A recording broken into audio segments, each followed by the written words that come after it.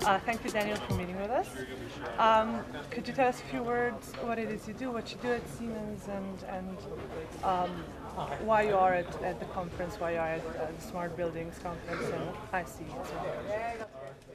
Yeah, what am I doing at Siemens? I think that's a very interesting question because actually my background is from the past 20 years of my career, the majority in consumer goods industry and durable, where I worked at Philips. Now the question is why to Siemens is because I want to bring people-centric innovation to buildings, because I believe the past 20 years not much has really happened. Smart buildings were often defined as energy efficient buildings.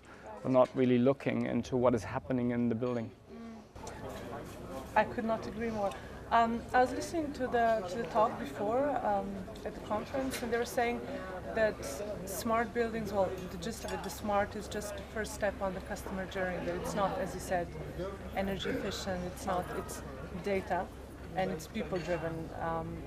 What do you think about millennials as the driving workforce that is sort of, or the driving force that is sort of powering this smart building fuel evolution? People who work and expect more from their spaces. I think it's probably true that millennials are a driving force in there and they become the majority of the workforce, whether it's in 20 or 25. But I think it's not necessarily linked to one generation. I think in generally workplaces, when you look back 20 years ago, they were closed offices, right, where you would have one workplace for one task. Now, if you look today, actually, then you went to open office spaces that also were not catering for needs. So people need to adapt actually to the tasks that people have, and they need to communicate, and people need to gather that data. And that actually creates smart buildings. Now in that context, I think it's not really relevant whether it's only millennials or older people. Buildings need to adapt to the people that are inside of the building. Yes, true. You were speaking about data and how that converges into the smart building.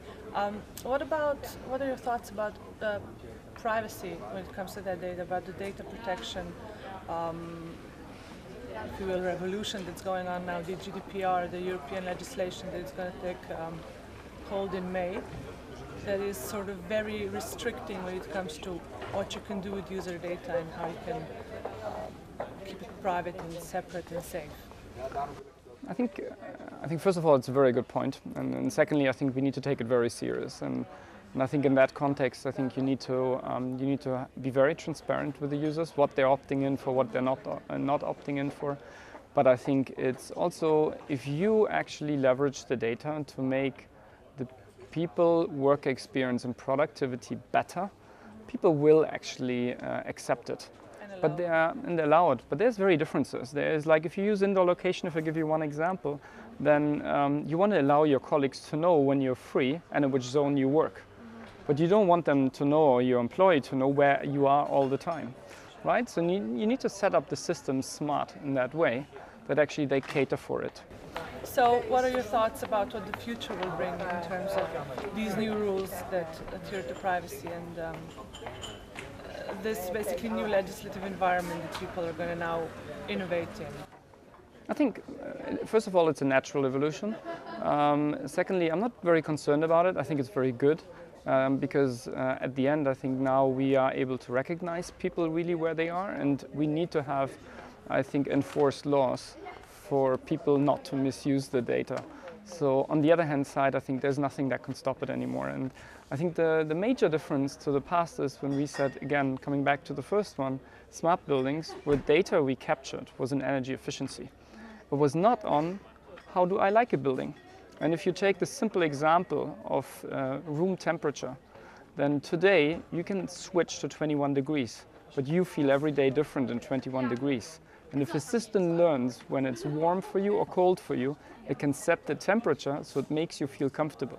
But that's a very different approach. That today 99.9% of all thermostats globally, and hundreds of millions sold every year, actually mistreat human insights and behaviors. And that's for me the fundamental change, and I think that will make a difference.